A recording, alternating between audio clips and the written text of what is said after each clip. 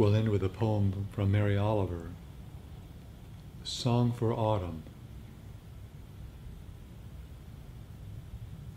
In the deep fall, don't you imagine the leaves think how comfortable it will be to touch the earth instead of the nothingness of air and the endless freshets of wind? And don't you think the trees themselves, especially those with mossy, warm caves, begin to think of the birds that will come, 6 a dozen, to sleep inside their bodies? And don't you hear the goldenrod whispering goodbye, the everlasting being crowned with the first tuffets of snow? The pond vanishes, and the white field over which the fox runs so quickly brings out its blue shadows. And the wind pumps its bellows. And at evening, especially, the piled firewood shifts a little, longing to be on its way.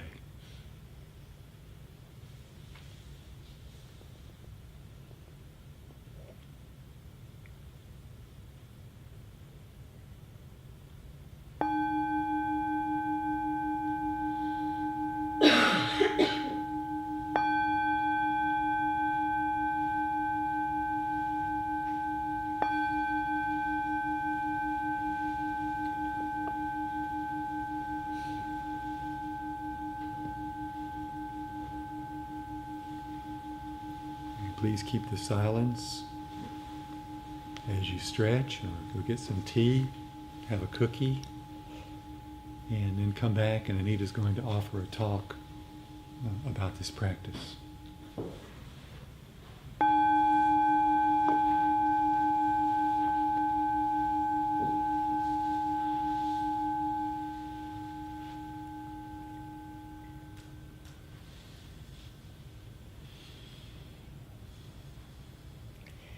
So we may keep wondering, why do we have to keep talking about this practice? Why are the teachings so important?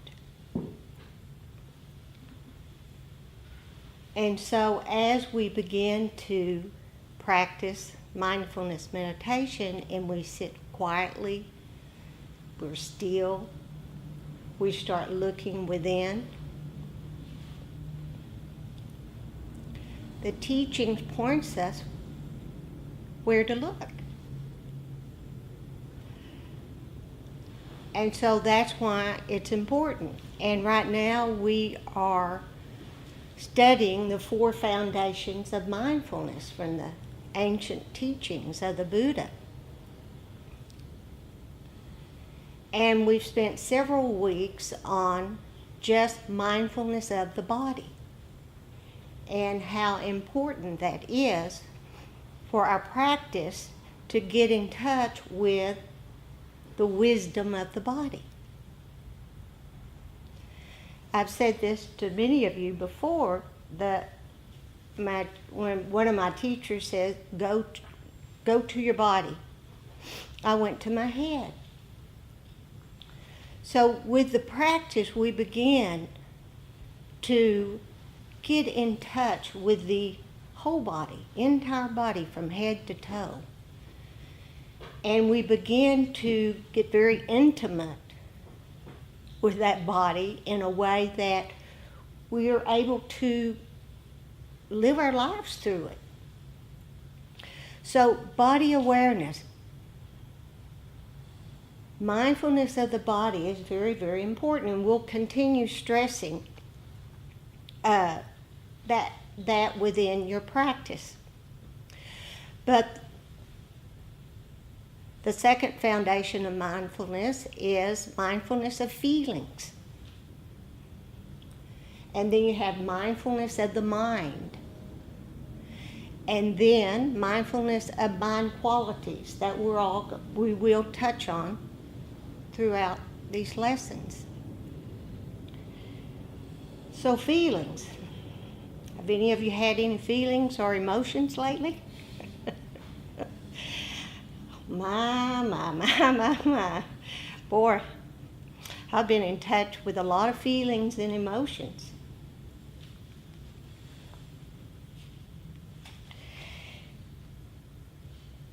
So I'll start with a quote from Tara Brach. She's a clinical psychologist along with being a Vipassana mindfulness teacher. And she says the feelings, the emotions we are trying to ignore are like a screaming child who has been sent to a room.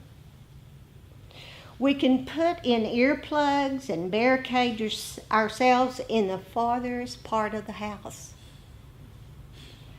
But the body and the unconscious mind don't forget. So could we say strong feelings and emotions are knocking on our door?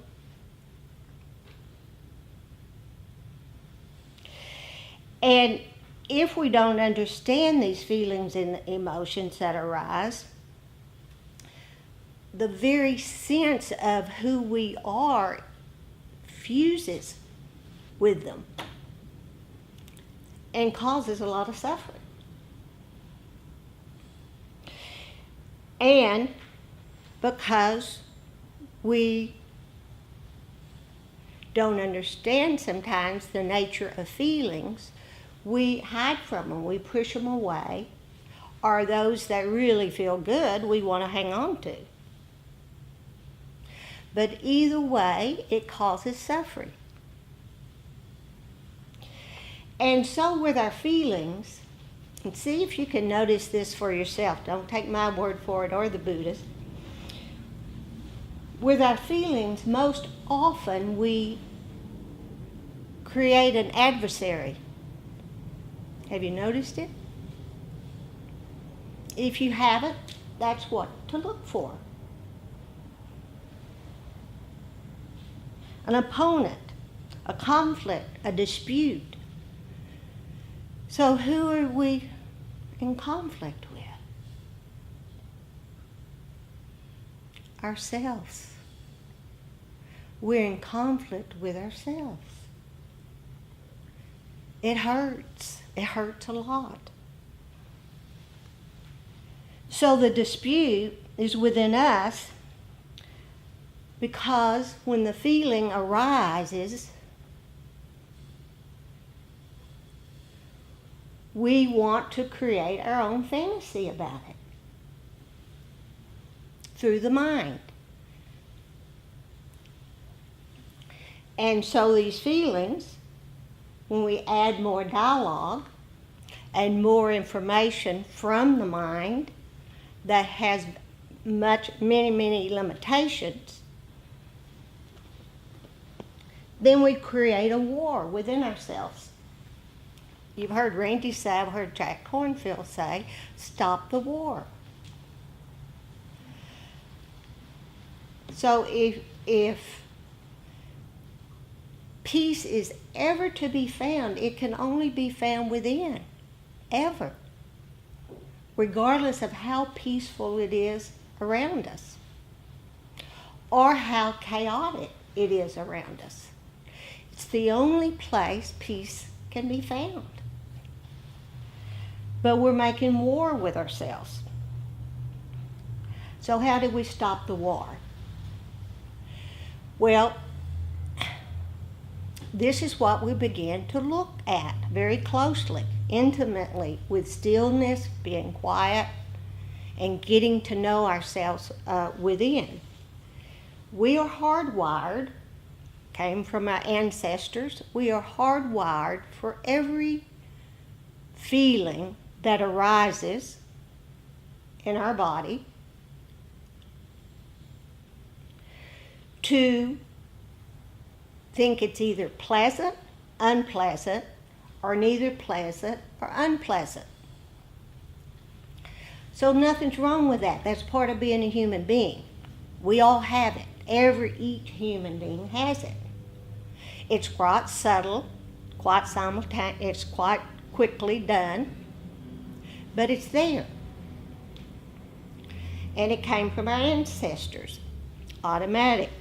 It's an automatic response. And that's where it all begins. Right there. Like, dislike, don't dislike. So some basic biological feelings that we have: anger, happiness, sadness, disgust, fear, anxiety, and surprise. Those are just the basics. I've got a list in here, about 2,000 of them.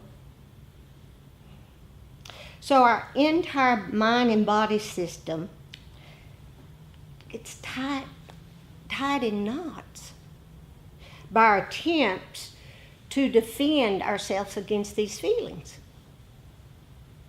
that are quite natural.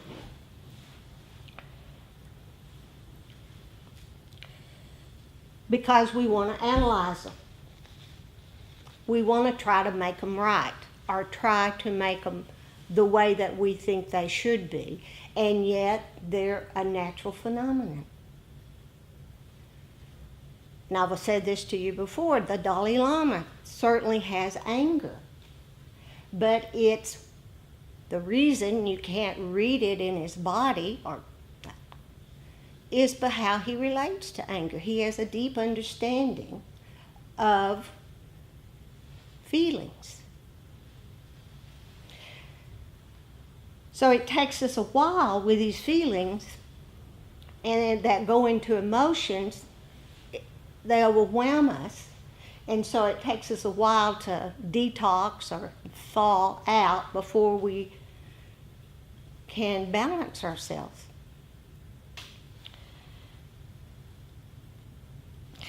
In mindfulness meditation, we practice looking at everything, and certainly feelings. Mindfulness of feelings is very, very important.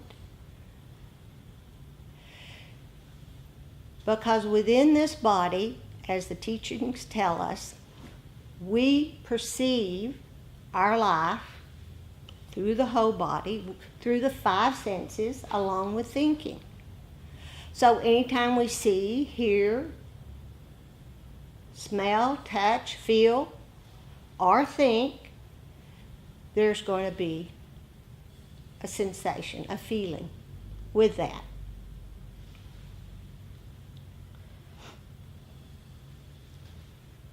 Nothing's wrong with it. That's part of being a human being. So what happens? What happens? Because we do not know the nature of our feelings, when they arise, we add more dialogue to them. We add more stories, mind stories to them, and create a whole fantasy that creates more fears and more emotions. It's optional. That's what the Buddha says. That's what's so nice about it. That's optional. Because if we have enough concentration and we know ourselves well enough, when the feeling arises, we want to feel it completely, deeply. We're not pushing anything away. But where is it going to go from there? And that's what we want to look at. That's why we're sitting and we're being quiet, and we're going within and we're saying, okay, where am I going with this feeling? Because once we see the journey that we put ourselves on, or ride the train, we begin to see we create our own suffering. Because the true nature of feelings is like every other phenomenon within you and us. Feelings arise and they fall away. They arise and they fall away. We're not our feelings. And when we begin to see this nature of feelings very closely and intimately, then we don't identify with them. We don't oh, that's me. That's the emotion's me. I'm an angry person, or I'm a fearful person. No, there's anger, there's fear in all of us. And it's what we relate, how we relate and understand these emotions that points us to happiness. The complete happiness that the Buddha talked about, that regardless of what's going on outside of us, within us is that peace, that complete happiness. And he makes it very, very clear that that's possible for any of us, all of us, anytime. If we go to the right effort of beginning to look at it directly. That's all we're doing. So we begin to learn to return when these feelings come up and they begin to multiply and get that's when we go to our bodies. That's why body awareness is so important, because it is right there where we can actually be with the feeling or the emotion in the present moment in an experiential way. And that is the truth of the emotion. That is the truth of the feeling. So you go to the body and you feel it. Ah, hello, anger. Oh, I recognize you, fear. Irritation. I've seen you before. And it arises and it falls away. Unless we grab a hold of it and create a story around it. So feelings, understanding, mindfulness of the feelings, is very important to understand that, because you see where we get caught? You see where we create so much suffering for ourselves.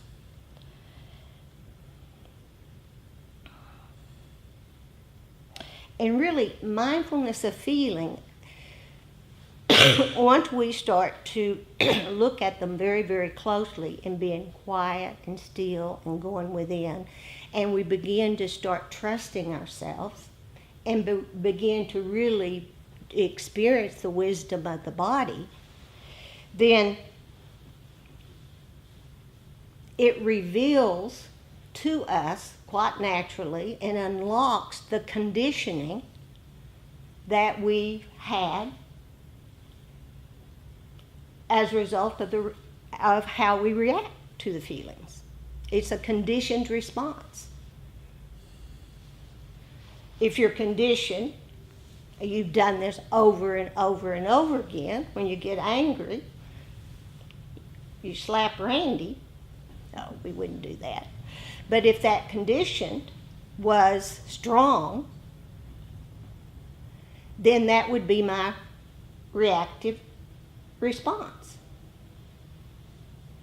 However, in mindfulness meditation, when we begin to see the nature of it, we begin to see we don't have to react to it, to that conditioned response.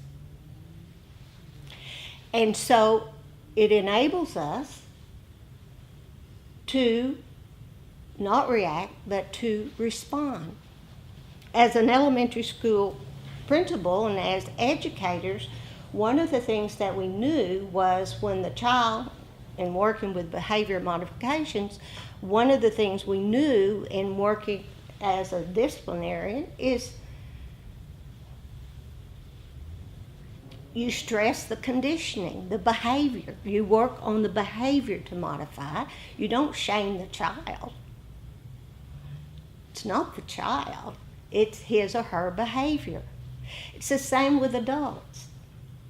We are so conditioned, we're so automatic and not really looking at ourselves closely, that it ties us down to this conditioning, and we think that's the only response that we have, but it's not.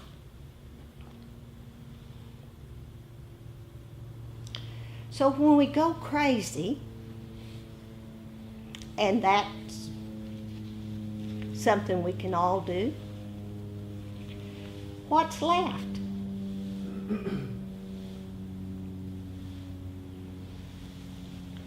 When the body leaves all this conditioning, because it's as temporary as the mind, as the feelings, as the body, what's left? And so that's where the teaching ports us. What is beyond the body? What is beyond the feelings? What is beyond the mind? Oh, well, I can't touch that place. You are that place. So all we're doing here is trying to figure out what's covering up. Because our true nature is complete compassion, happiness. We're angels. What can I say? We're conditioned angels. Well, I don't know. Maybe all of us might not be conditioned angels, but some of us might be. So we have a right to the feelings, and we sure want to feel them. But again, apply what we know, and we'll talk more about some other skillful means. But now you've had enough lessons when body awareness is when the mind starts spinning with your feelings, you know where to go. Be with it in the body. And the more you practice it, the more easier it becomes. And what are we doing? We're training. That's all we're doing is we're training ourselves. Feel it in the body. This is what it feels like. Oh, yeah.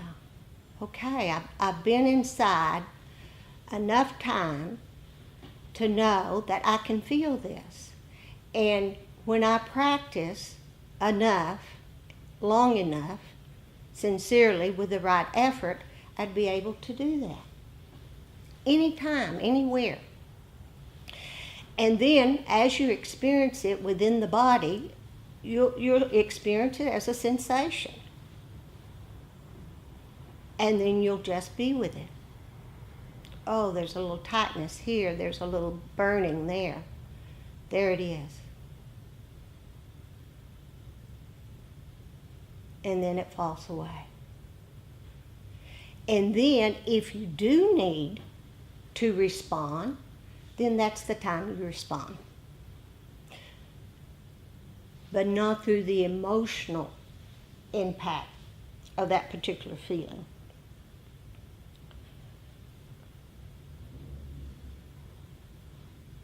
So, 'tis the season to be jolly, fa la la la la la la la la, and 'tis the season to be crazy, fa la la la la la la la la. So I invite you through the holidays, just notice. Just notice when Uncle Wayne comes up and you get this feeling. Or Grandma does it just one more time and you get this feeling. And you love your grandma. You don't want to tell her how crazy she is. You love her. So you feel it. You feel it and you let it ride out. And then you go hug her and tell her how much you love her. See how it works? Because if we react, we just cause more suffering for ourselves and others. So I'm going to end there. I'm not going to say what Achan Cha said, who was a monk, Thai monk, Buddhist teacher. I'll go ahead and say it. Oh, go ahead and say it. Yeah, don't lead us on. Okay, I will. Within itself, the mind is already peaceful. So what are we doing? It's already peaceful. That the mind is not peaceful these days because it follows moods.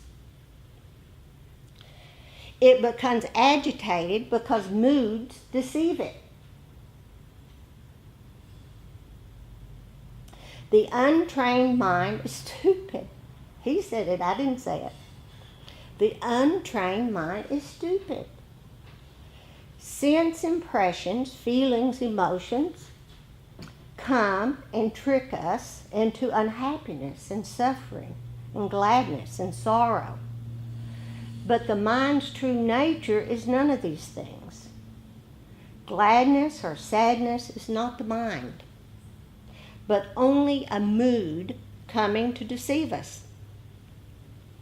The untrained mind gets lost and follows these things. It forgets itself. Then we think that it is who we are and become upset or whatever. But really the mind of ours is already unmoving and peaceful, really peaceful. So we must train the mind to know these sense impressions, to know these feelings, and not get lost in them. Just this is the aim of all this difficult practice we put ourselves through. So that's the cherry on the top. And we will go into the acronym RAIN, and some of you have already worked with RAIN, which is when these feelings come up, to recognize, allow, get to know them, and then begin to seek their true nature, that they're impermanent phenomenon. So with that, I'll stop. Randy? Let's just open it up for questions, Okay. comments if you want to, about your own practice or the talk tonight. Feelings, emotions.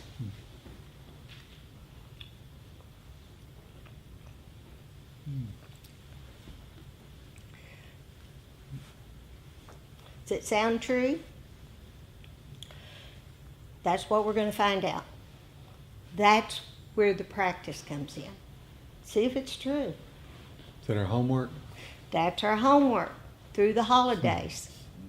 Is it true? I was noticing tonight when I was just sitting that you really can't rush this practice. It's important to, when you sit, just notice if you have any expectations that you want to try to hurry up and get somewhere that you're not. And so that sometimes that happens when I first sit down.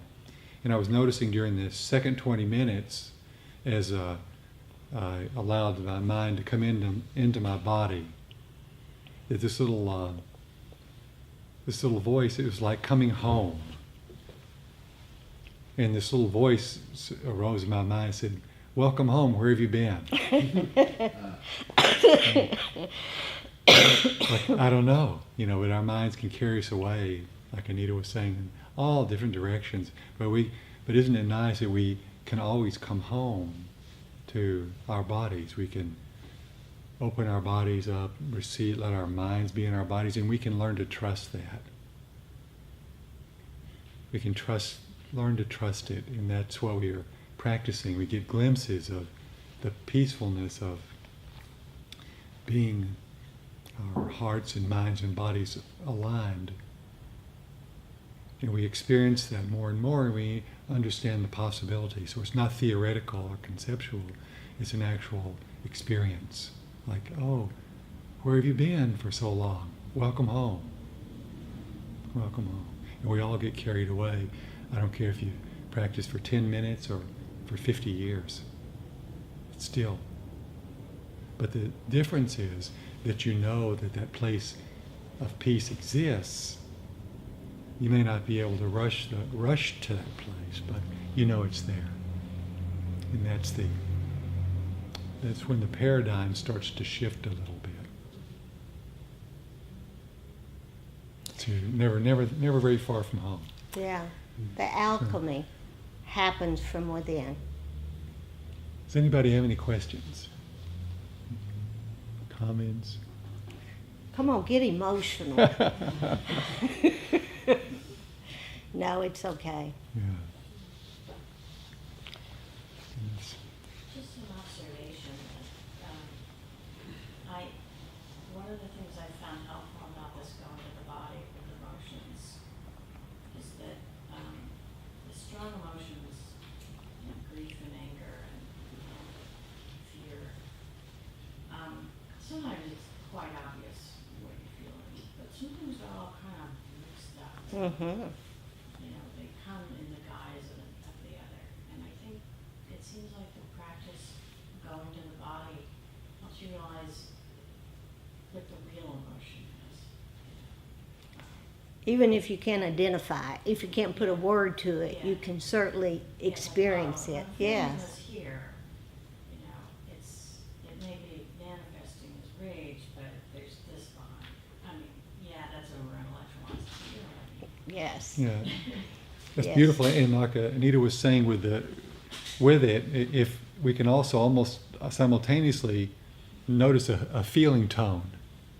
And we can notice then how if we try to hold on to it or push it away, then it creates more suffering and it really stays longer. So we can watch is that feeling, and just noticing it pleasant, is it unpleasant, is it, because as long as we try to push it away or grasp it, it continues to cause a discomfort. And we can let it be. And thank you. And you're saying, well, how am I going to do this in my daily life? Well, again, once you do the formal practice and it becomes a part of your life, it automatically seeps into your daily life. And this pause, this sacred pause, enables it to occur within in any situation. And it's okay to get lost in your emotions too. Ram Dass used to say, yeah, you're going to get lost, you're going to go under, but you'll always come up. You know too much. You will always come up. So you blew it. So that forgiveness and allowing ourselves to be perfectly imperfect allows us to see these things, these feelings within us that are difficult to be with and to get to know. Because I don't want to be angry. I want to be peaceful. I want to have wings. I want to have a halo. I want to be an angel. Well, that's right, but this body's conditioned. It has to be honored too.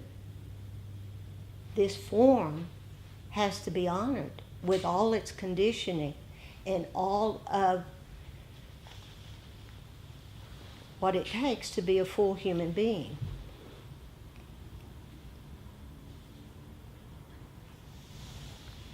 Okay, so there's another facet to our meditation practice. We usually end with a practice called loving kindness. It's Metta, M-E-T-T-A. And it's a way of just allowing ourselves to feel love for ourselves and love for others and kindness for ourselves. It's a really important practice. And for some people, it's their sole practice. And it's done through, sometimes through just phrases that I'll repeat, and you can repeat them too if you like, and just feel what it feels like when you offer loving kindness to yourself. And we begin by letting your body relax. You don't have to sit straight for the metta practice. Lean back and just listen to the sounds that Bob's going to play on his steel drum.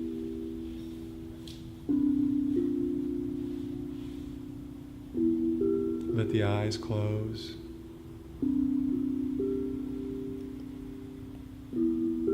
Peacefully settling in with the sounds.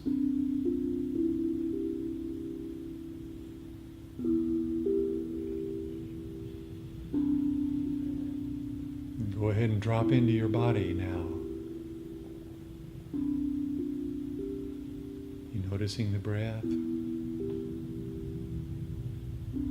the sounds, the gentleness of this evening.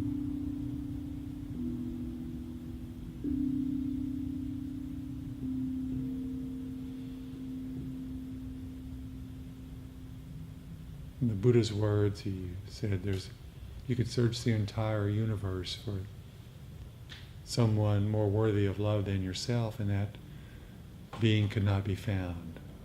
So we begin the Metta practice by offering loving kindness to ourselves. This human form, this incarnation.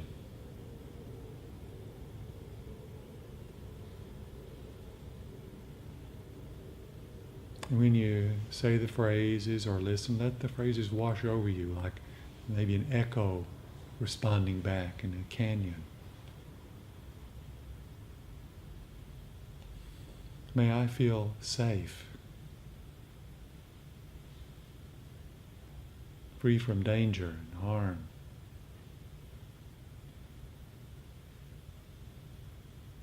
And in this moment, may I feel happy and free. May I feel well in my body and my mind. May my heart rest with ease. May I feel safe. May I feel happy. May I feel well.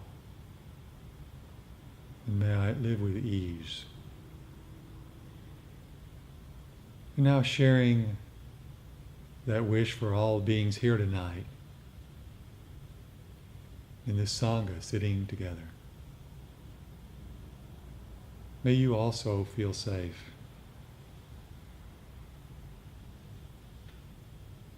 May you feel happy and content.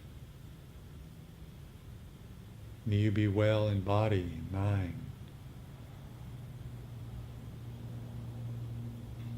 And may your heart rest with ease, like being covered with a soft blanket.